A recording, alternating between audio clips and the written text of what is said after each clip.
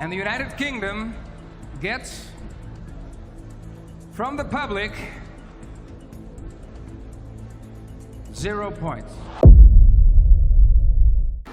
0 points. 0 points. 0 points. In 2022, the UK sent Sam Ryder to Eurovision, and after rocketing up to second place, and then subsequently achieving a very respectable fifth place in Junior Eurovision, that same year, it seemed like the only way was up for the United Kingdom's fortunes in the contest. What has actually happened is arguably some of the worst results imaginable. We've somehow managed to not score a single point with the public in the last 3 years. 3 years, and nothing. And if you take a step back and look at the decade as a whole so far, excluding 2022, we have only gained 9 public points, those being for Mae Muller in 2023. So, what the heck is going on? And what on earth can the BBC do to fix this absolute appalling run?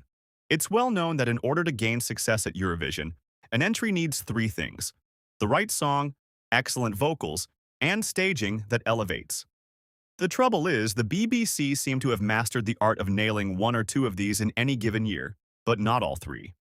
2021 has the unflattering honor of achieving none of them.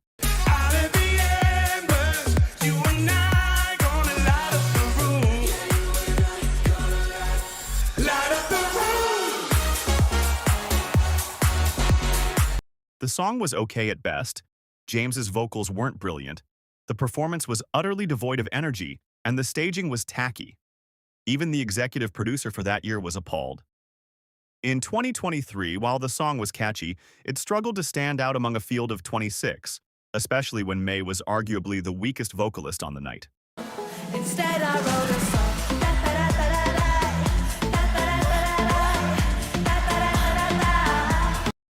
The staging was a cool concept, but perhaps too static at the beginning, with little opportunity for viewers to connect with Mae.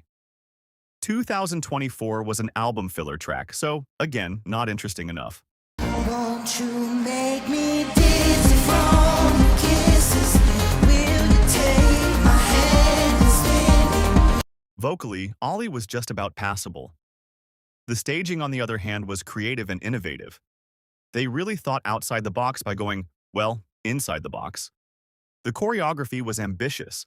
Not many people can hang upside down, crash to the floor, or suspend themselves sideways like that.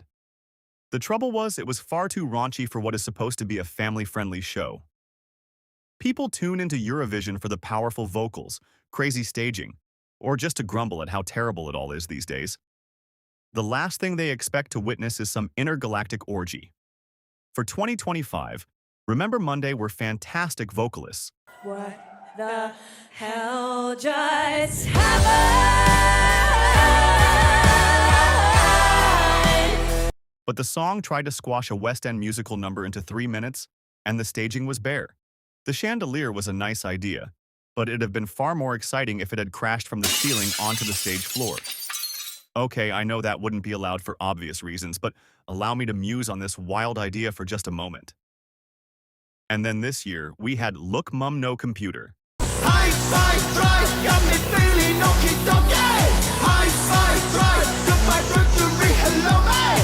Now, credit where credit's due, the BBC took a risk and tried something different this year.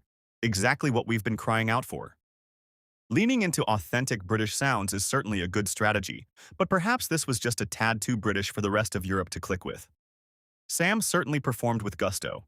It was fun, and the staging was a reflection of his remarkable ingenuity. But if we can learn anything at this point, it's that going down the kitsch, novelty route doesn't really work for the UK. Daz Sampson, Scooch, Electro Velvet, none of them fared all that well either. So what about 2022? The one year in recent memory the BBC actually got everything right?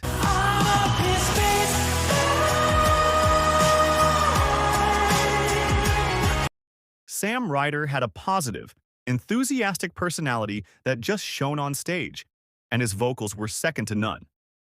The song Spaceman was really good, had a memorable hook, and was tweaked for Eurovision to give it that winning wow moment. Interestingly, the song wasn't even written for Eurovision. but rather as a showcase to potential record labels of Sam's songwriting and vocal abilities. It was written especially to show off the best of Sam and to create an impact. It drew on the legacy of British music. The staging was excellent too. The structure resembled a spacecraft without looking cheap. Rather, it looked futuristic and expensive. The performance took us on a journey and felt dynamic. We start off being introduced to Sam, then enter his spacecraft, before ending with that unforgettable guitar solo. 2022 proved that with the right package, the UK can do well at Eurovision. Now I'm not going to be one of those people who claim the BBC don't care and aren't trying. When you listen to interviews with Andrew Cartmel, the UK's head of delegation, it's clear he's passionate about Eurovision.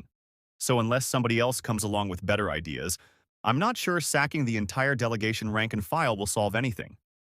And while we may whinge and whine about the songs the BBC select, we don't always know what else was available to them. However, we do know that this was one of the songs shortlisted for this year.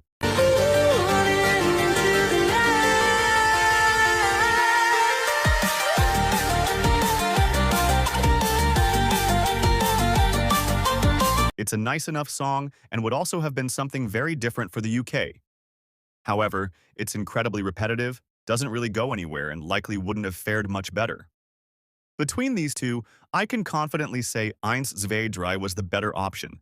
The UK does face a couple of disadvantages at the contest. Firstly, unlike many countries, we don't have a diaspora or neighbors that we can routinely rely on for points. And secondly, because British music is so prevalent internationally, just another British song at Eurovision isn't going to sound all that unique or remarkable. But Spaceman showed that if the overall package is so wow, so jaw-dropping, so spectacular, these challenges can be overcome. So, what can the BBC do to try and improve things going forward?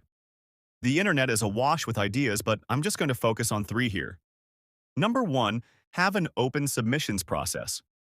The BBC's current strategy seems to be to approach artists, managers, and labels themselves, and also to hope that anyone who's interested is somehow able to get in touch with them. Most broadcasters will publicly announce how and when artists can submit songs for consideration, whereas the BBC do no such thing. This severely limits their options. There could well be artists that would be interested in going to Eurovision, but have no idea how or when to apply. For instance, Look Mum No Computer had to get his manager to ask around before eventually finding out who to register his interest with. Number 2, have the right attitude. This one applies to the artists as well, but instead of thinking, we need a song for Eurovision, see it as an opportunity to promote the artist to 160 million people worldwide. Instead of writing a song that feels Eurovision-y, artists should write material that, like Sam Ryder, shows off the best of themselves. Give people not only a reason to vote for the act, but also to continue following the artist after the contest. See Eurovision as a launchpad, not a one-hit wonder. Sam Ryder has performed at the late Queen's Platinum Jubilee, hosted the BBC's New Year's Eve show, been nominated for a Brit Award, written music for TV shows, and entered the West End, all because of Eurovision and the exposure it gave him. Number 3, and this might cause some controversy, but hear me out, consider returning to a national final. Obviously, it can't be any You Decide 2.0, although for all its woes, not one of those acts scored 0 at Eurovision. It doesn't need to be a big Melfest-style show either, and frankly, nor do I see the BBC taking such a gamble, especially at a time when they are facing severe budget cuts. Instead, start on a small scale. Just half a dozen or so songs of good quality, covering a range of genres, styles, and artists. Bring in an international jury for some outside expertise. And treat the show less like a show to find a Eurovision entry and screw the rest of the acts, but as a show to showcase some new and upcoming talent to the nation, with the winner just happening to also get the chance to go to Eurovision. Perhaps other prizes could be included, such as a spot on the lineup at Radio 1's Big Weekend, or even Glastonbury. If artists and labels see the show as an opportunity for greater national exposure, and not just about going to Eurovision, they'd be more likely to consider signing up. What the BBC will end up doing for 2027 is anyone's guess at this point in time. Perhaps they'll take another risk and opt for a rock band. Or maybe they'll play it more safe and choose a jury bait ballad. Either way, this run of poor results from the public in particular needs to be a wake-up call to sort things out once and for all. No doubt you'll have your own ideas, so by all means, share them in the comments below.